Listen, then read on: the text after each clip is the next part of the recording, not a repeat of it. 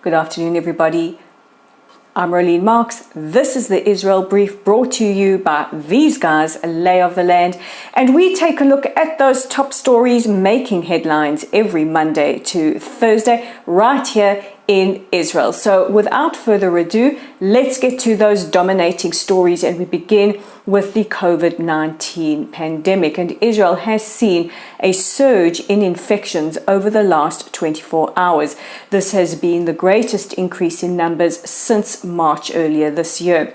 Now, there has been a slight increase in the amount of serious cases as well, and this has largely been attributed to a large sector of the population that still have not been vaccinated. Last night, in a speech to the nation, Prime Minister Bennett implored those who haven't been vaccinated yet, please to do so. Meanwhile, the CDC in the United States has issued a travel warning to any unvaccinated Americans who are coming to Israel, and anyone who they think should not be traveling unless it's absolutely essential. Meanwhile, earlier today, the coronavirus cabinet announced that they will be rolling out a third booster shot, but did not say specifically which population group they are going to start with. In other news, the Iranians have said that they have arrested an alleged Mossad cell in the country. They say that the cell was allegedly armed. Now, this is not unusual for the Iranians to say that they have arrested foreigners as alleged spies, but they have said that this is very much Mossad and that their intentions were either to carry out assassinations or to disrupt and incite several suburban riots. Now, riots and protests have been sweeping across Iran over the last couple of days as the country, enduring a tremendous drought, has gone through serious water shortages. People are taking to the street, and protests have spread to Tehran, where at least 12 people have been killed and the chants of death to the dictator have been carried out.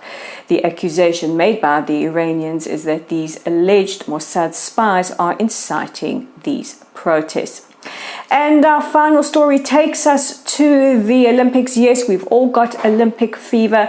It's not just the heat that's getting us all frazzled here in Israel. It's watching to see how well our favorites are doing. And earlier, the shock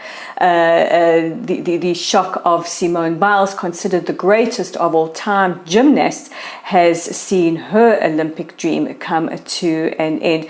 But how has Israel fared today? Well, our great hopes were relying rather on Sagi Muki. He is one of the favorites here in Israel. He's a world champion judoka. Unfortunately, he was also knocked out, and we thought that swimmer Anastasia Gorbenko would bring home another medal for Israel, but she placed 5th in one race and 8th in the other. Great efforts by both of them, and we're keeping an eye glued to see how the rest of Team Israel is performing. But being reported on Twitter was a very moving moment.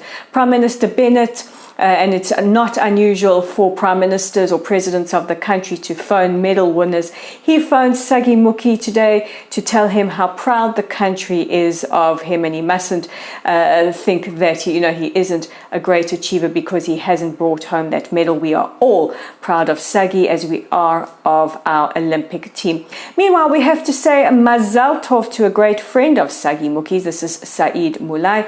Saeed was the Iranian judoka who defected from Iran after he was asked by the government to forfeit his match against Sagi. He has now won a silver under the auspices of Mongolia, where he is competing under. So a huge Mazal Tov to Saeed, and no doubt we look forward to bringing you more great results from the Olympics. And while you are waiting for those great results, check out our online content on our website at www.layoftheland.online. There is a great article there by Gabby Krause, who says that maybe we should consider cancelling a cancel culture. And we're also on Facebook. If you haven't joined our community there, please like us, follow us, and if you like our content, please share it. We have an ongoing battle with Facebook clamping down on what they see as conservative, if you could call us that, I don't know, that's up for debate, news sources. So please help us share Israel's news to as many people as you can by sharing it. We're also on YouTube at the Israel Brief, and we would love for you to click that red subscribe button. It helps us get access to as many people as possible. And we're also on Twitter at Lay of the Land 5. At Lay of the Land 5, and you can see what we are kibitzing or tweeting about today. So that's it from today's edition of the Israel Brief. I'm Rolene Marks, wishing you a safe and healthy rest of your day, and we'll speak again tomorrow.